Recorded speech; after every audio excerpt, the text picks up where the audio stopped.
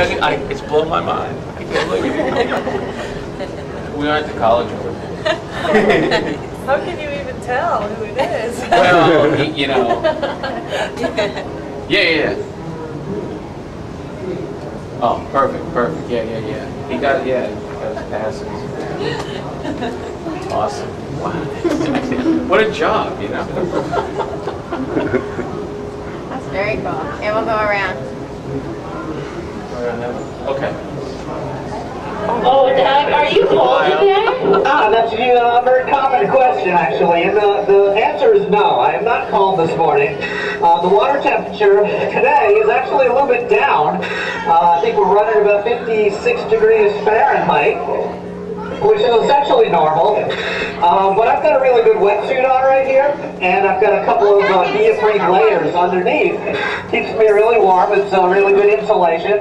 And on top of that, me and my dive buddy have been working very hard this morning, moving around quite a bit, and that also tends to keep us warm. I've got a belly full of oatmeal too, and that helps a lot. We have a question about how long you can stay in the water. How long does your tank last? Oh, sure. That's another good question, and it's actually easy to answer because the depth of this tank is stable. It's 15 feet deep. I've got an 80 cubic foot tank of air on my back, and at about 15 feet, that's going to tend to last me well over an hour, probably approaching 90 minutes or so. I have very efficient breathing due to the heavy-duty yoga program that I'm involved with, and so I can probably stay underwater with this particular air tank for quite a long time. If this tank were deeper, you know, if it were about 100 feet deep, I would only be able to use this tank for about 10 minutes or so. Because the deeper you go, the faster your air supply goes when you're using this type of scuba. Why the sharks don't eat the divers when you guys are in the tank? That's what everybody wants to know. Well, actually, in this particular tank, we only have leopard sharks and angel sharks. The leopard sharks are not known to bother people, divers, and the angel sharks tend to lay stationary on the bottom. So there's really no danger of being bothered by sharks in this tank. Now over in the next big tank, where the 7-gill sharks reside, it's a little bit of a different matter. 7-gill sharks have extremely sharp teeth, and they're very big animals. They're actually, a few of them are as big as I am. They're about 6.5 feet long, something like that. The theory is that if we keep them very well fed, then they're not going to pay any attention to the divers. And we stick by that approach. That is to say, we keep the sharks well fed, and we've never had any problems. I know, it's ridiculous. Did you notice that you were picking up the starfish and dropping some of the starfish? I was wondering about that. Oh, well, I personally find these sea stars to be very interesting. And I do, in fact, like to pick them up. You can see these bat stars right here have their stomachs extended. Looks like I just interrupted their breakfast, I think. But I can take these, put them up here on top of the tunnel, just like this. Give you a chance to see how pretty they are on the top side. But in the course of this little presentation and over the next few minutes, those animals are actually going to reverse themselves. That is, they're going to right themselves. They'll kind of extend a leg up behind them and do a little bit of a backflip. And they'll end up with the concept of this tank.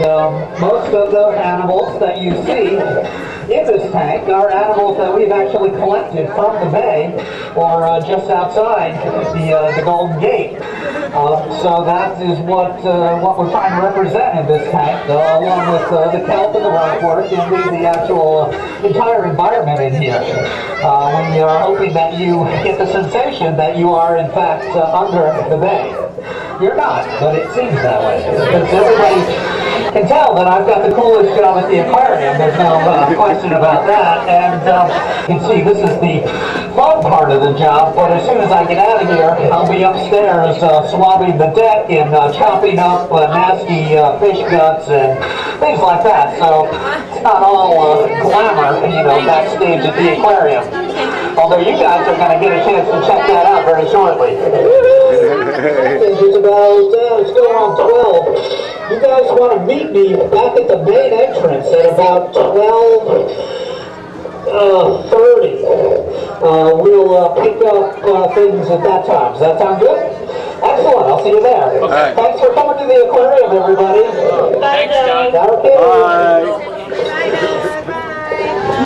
This is the top of the tank. Yeah, this is the tank that I was in when I was talking to you, and this is the tank that I was in when I was vacuuming. And that's the way it's split up. Okay, so here we go. Hey Chuck, this is really cool. This is wild. This is, I mean, wow, look at this. This is, backstage at the aquarium. Unbelievable. Doug, he's such a great guy.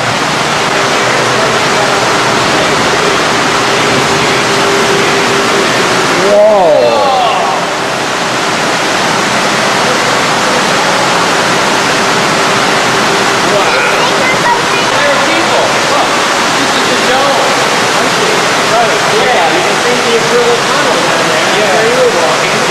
There's a person. Yeah. When you're ready, throw it back in the tank. There you go. He'll just go down to the bottom and it'll turn over, and then I'll go back looking for something to eat. That was so cool, that little demonstration he did. What? So what we have here is just a little bit less than a liter of trout chow. Trout chow? I would not eat this personally, but the trout really like it, and you're going to see they're going to start going crazy, and the water is going to start to boil, and I'll even let you throw some in if you want to. Yeah. It's really fun, too. You'll wash hands we can after. wash your hands. All right, let's go feed some trout. Well, what's going on. Oh, man, look at this. Ready? Go ahead, throw some in. Throw it as far as you can. That's it. That's good, yeah. Whoa.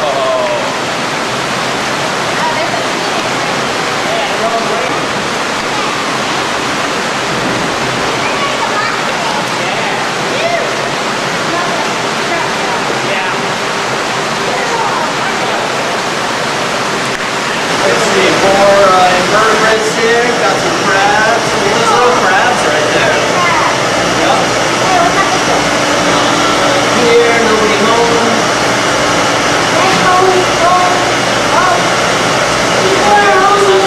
See these little baby critters right here? Those are skates. They're very much similar to rays. Yeah, we've got some bigger ones, but these are little babies that, as I say, we're just holding them until they get a little bigger. You can see there's some food in the tank there for them. So they'll get bigger, and then we'll put them into the big tank. That's a little baby bat ray right there, and they're all friends. What's the temperature of the tanks? This tank and all these tanks, all the water comes from the same place, and so therefore the temperature is essentially the same. Today it's about 56. And that's what the temperature is of the bay normally? That's very, very similar to the temperature of the bay, yeah, because at least a couple times a week we will draw water from the bay. We've got an intake on one of the piers. And we'll open that up and we'll draw water into the tanks. It goes through the massive filtration system and everything, but ultimately it ends up into the tank, at a stable temperature. Cool. So everybody's getting basically the same thing.